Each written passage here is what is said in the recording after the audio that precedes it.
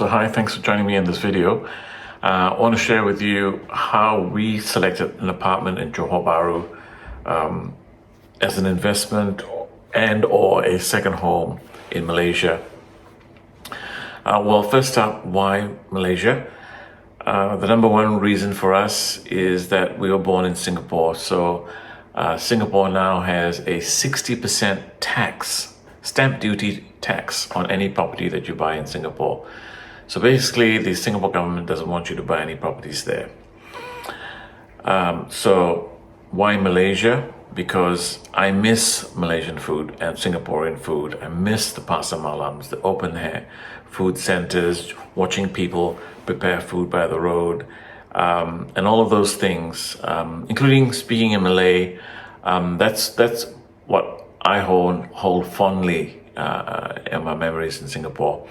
So that's for myself and my partner, but also we want to try and pass on to our children some of our Singaporean Malaysian kind of roots. Now, the thing that drew us to Johor Bahru was the upcoming RTS project. What's this? This is a train line that's going to run and connect Malaysia and Singapore across the causeway. So we've seen it with our own eyes. We've seen the video progress of it. It's a project that's been delayed many, many times, but I'm pretty confident that it's going to go ahead this time. You can watch this develop, but what will happen in the end is the aim is to connect it to Singapore's MRT system, which is amazing. And its capacity is to carry 10,000 people per hour between Malaysia and Singapore. Right now, the causeway is super busy. It is, in fact, the world's busiest causeway. And recent headlines have been highlighting the fact that the causeway jams can get as bad as a 7-hour wait because that many people want to travel from Malaysia to Singapore and from Singapore to Malaysia. So, in addition to maintaining some kind of contact with Malaysia, being able to live close to my parent, there's a possibility of an investment here. So I see my wife's decided to join us in this little conversation. Hello. So that's the reason we want to go for Johor Bahru. We've also spent time in Kuala Lumpur and Petaling Jaya attending a wedding. You can see some henna here. And truly, the jams in KL and PJ are not funny. You don't want to have anything to do with that. We've also done some research on Penang. Penang is also, very attractive. It's got amazing food, but I understand it's even hotter in Penang than it is in other parts of Malaysia. So it had been at least a quarter of a century before we had visited Johor Bahru. And right from the time that we touched down at the airport, we flew to KL, and then from KL we flew to JB. I'll speak later on in the video why you shouldn't go this way. But anyway, from the time that we touched down, we were quite impressed with the way Johor Bahru has been developed. The airport's an international airport now. It's called Senai International Airport. And right from the get-go, we were just amazed at the buildings, the traffic, just the commercial activity that's going on there from day to night, basically. And I think the question is, for me, why Johor Bahru? Why JB? And for me, it's because I come from Singapore and I want a place which is very close to Singapore, but really one-third the price. As foreigners, we're Australian. What properties can you buy in Johor Bahru?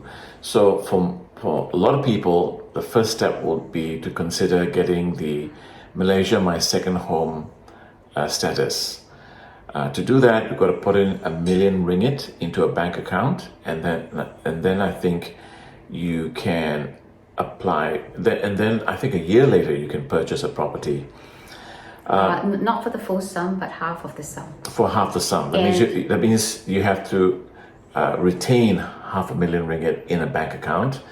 but you can take out $500,000 towards the purchase of a property. And in some states, it is advantageous to do that because you can buy a property for as low as 600,000 ringgit.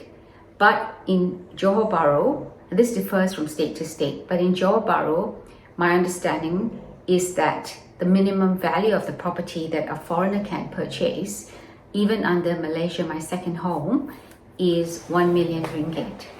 Yeah, so remember that figure, 1 million ringgit. That is all properties that we as foreigners can purchase in Johor Bahru has to be at least 1 million ringgit. But there's an exception, and the exception is if it's a property that's being sold by a developer in a project that is allowable for sale to foreigners. So right now...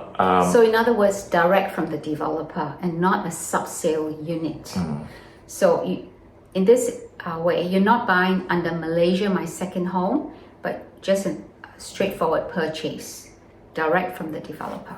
And this is what makes Johor Bahru such a good place to buy. Because Malaysia and Singapore are just minutes away from each other across the causeway. So in theory, you can spend 30 days in Johor Bahru, in theory, and then you can just hop over to Singapore for a day or two.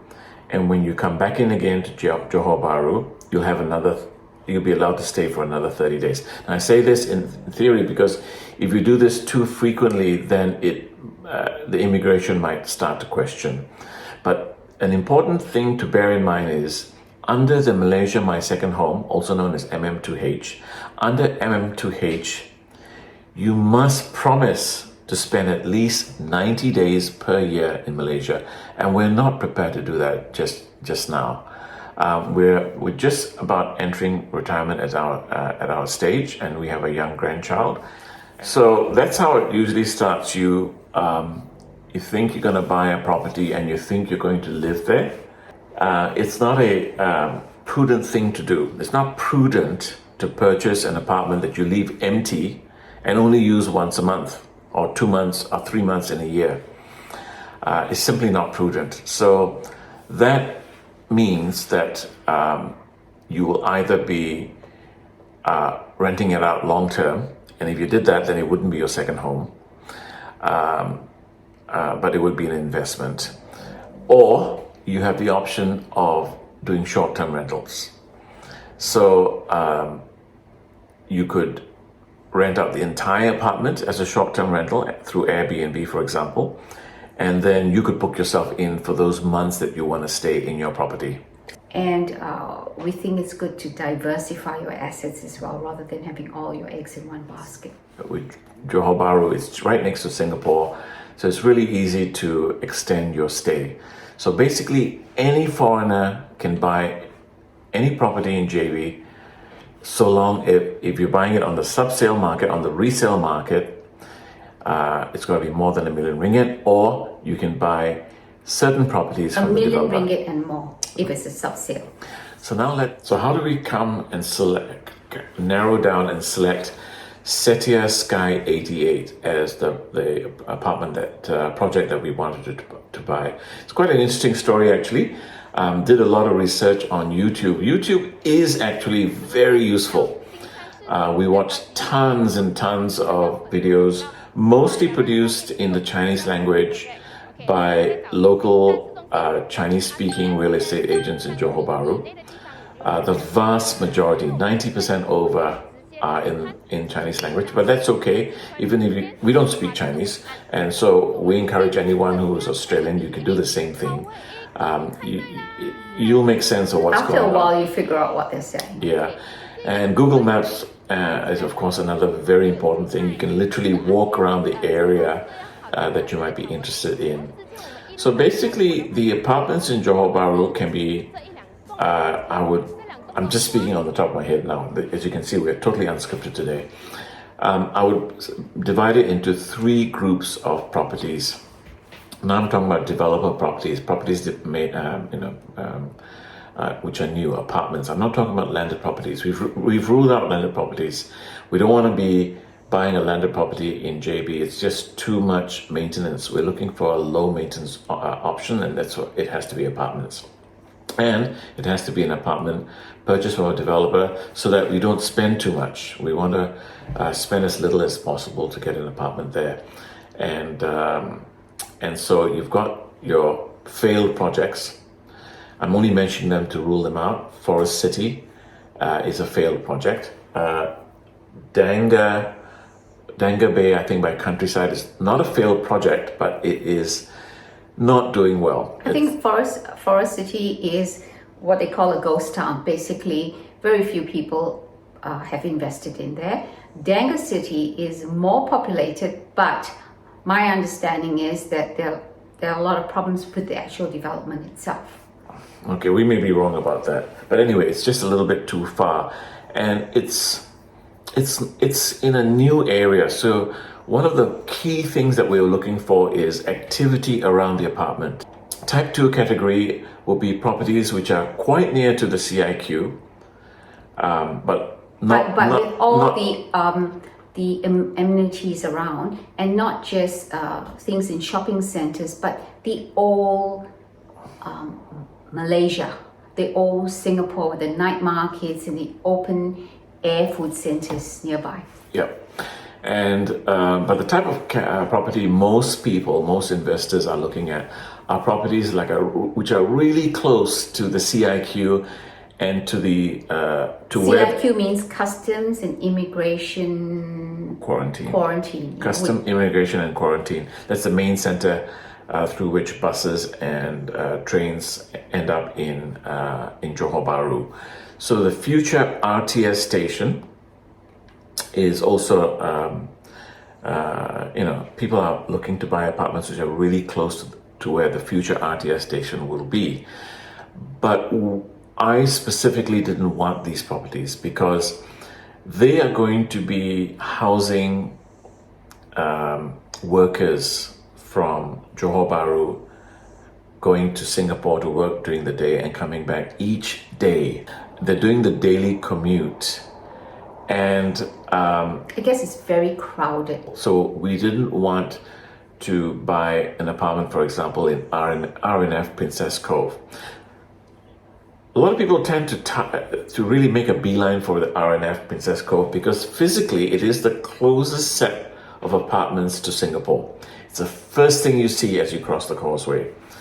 And we did the hard yards. We actually parked the car at RNF Mall, which we found to be dead. But we did the walk through the overpass. The walk all the way from RNF. The covered overpass. Covered overpass. You can use it during whether it is rain or shine to CIQ. And it's a pretty long walk. And we did the walk when it was at its quietest. And, the number of e-bikes and scooters that were chained there was a bit of a surprise to us as well. But I guess if you are a daily commuter or your target market is a daily commuter, you want to rent out to the daily commuter, it's purely an investment, that would be a good investment because the ability to walk to the RTS, albeit it's a long walk, is an important factor. And Setia is only 2 kilometers away. 2 or 3 kilometers away. Yeah, and they're 2 or 3 kilometers away. It's about an 8-minute grab ride to the CIQ. There are shuttle buses taking you from the apartment to the CIQ, morning and in the evening. So really, it'd be a great investment if you wanted to rent to somebody who's working in Singapore, for instance. Okay, so here's the interesting part. You could buy an apartment called Paragon Suites, which physically is very close to CIQ, but because it's surrounded by very heavy traffic and wide highways, makes it impossible for you to actually walk. You have to drive. So there are many apartments which are physically closer to CIQ than Setia Sky 88, but you still need to drive. It'd still be a 5 or 6 minute drive to the CIQ. So that's why we picked Setia Sky 88, because it's only an 8-minute drive.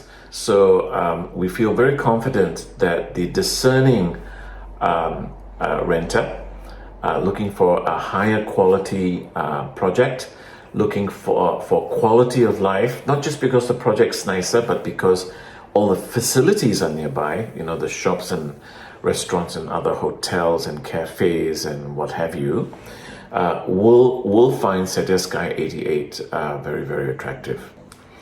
So what were the other two properties that we hoped for or liked very much?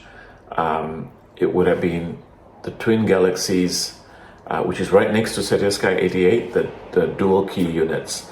So the apartment that we've ended up with at Setia Sky 88 is known as a DK type, which DK stands for dual key, but it's actually not a dual key unit. It's not a true dual key in that Yep.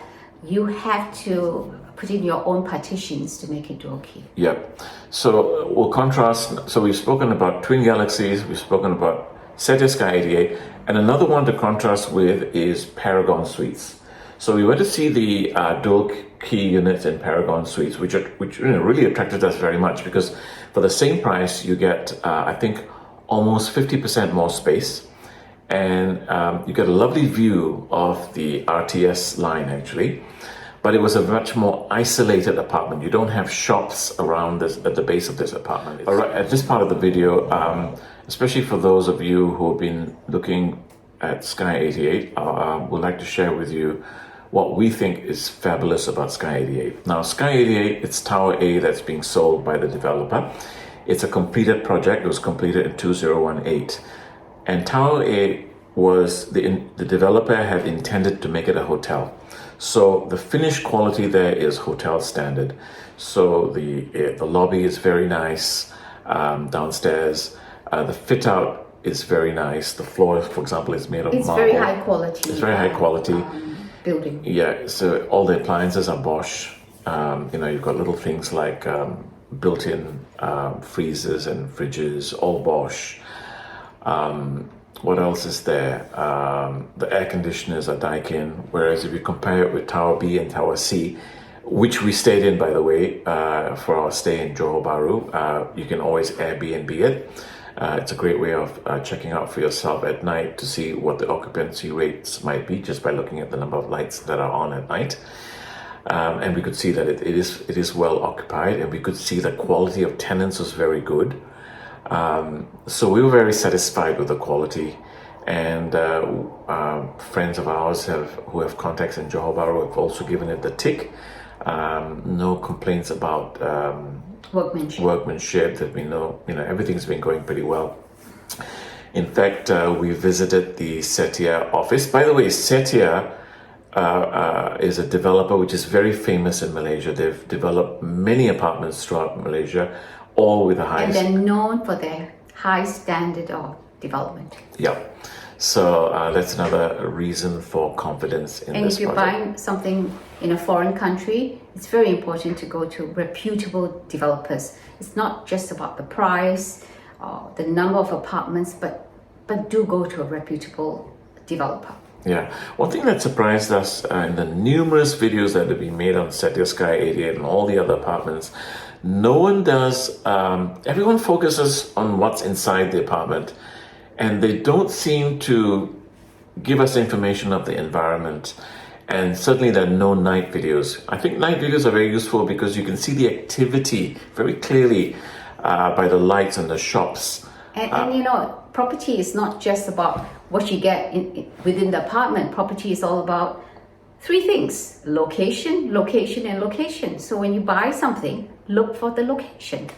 And that's why we feel Setia Sky 88 fulfills the location criteria. Location as far as the CIQ, proximity to CIQ is concerned, location to shops nearby.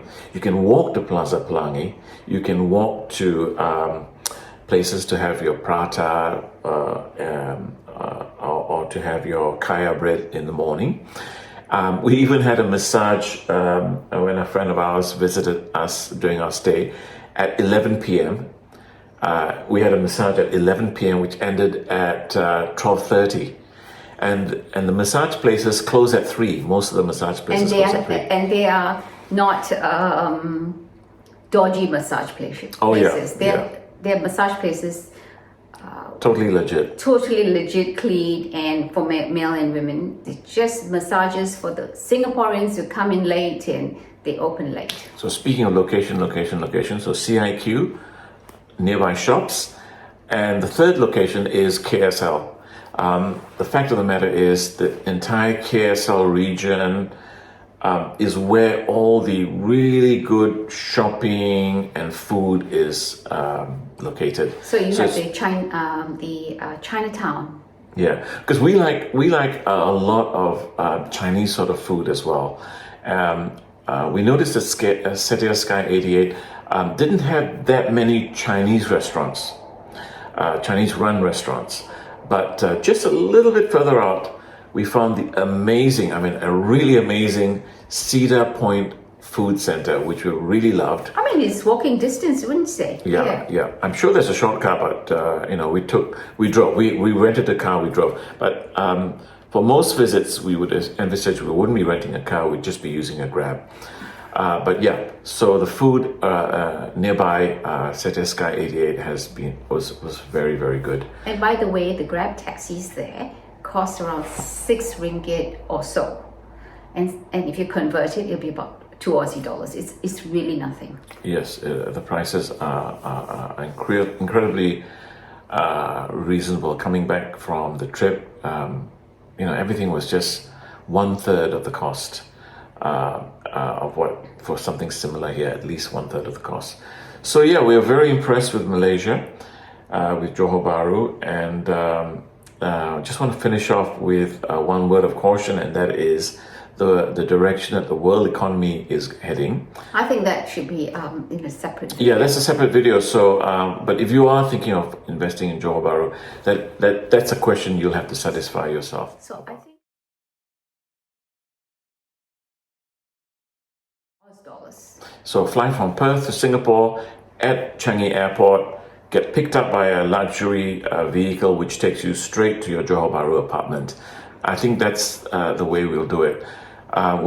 We've already tried the service from Singapore to Johor Bahru, and it was really great. Of course, all of this is dependent on the fact that there should be no public holidays during the time you're traveling, shouldn't be school holidays, and avoid the normal rush hours in the morning and around 6 o'clock. So avoid 6 to 8 because the jam there is crazy at this time.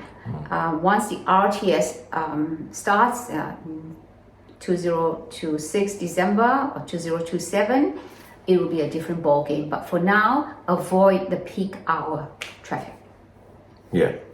So investing in Johor Bahru in Malaysia, you of course can't ignore the exchange rates as well. Watch out for the exchange rates when you make your purchase. Minutes is you won't be able to start a bank account in Malaysia until you've got MM2H. Either you've got your MM2H visa, or you've started the process of purchasing a property. If you own a property, yes, you'll be allowed to open a bank account. We were just blending in beautifully. We felt safe, and everything was pretty good. Yeah, I think safety is a very important consideration, and we felt very safe.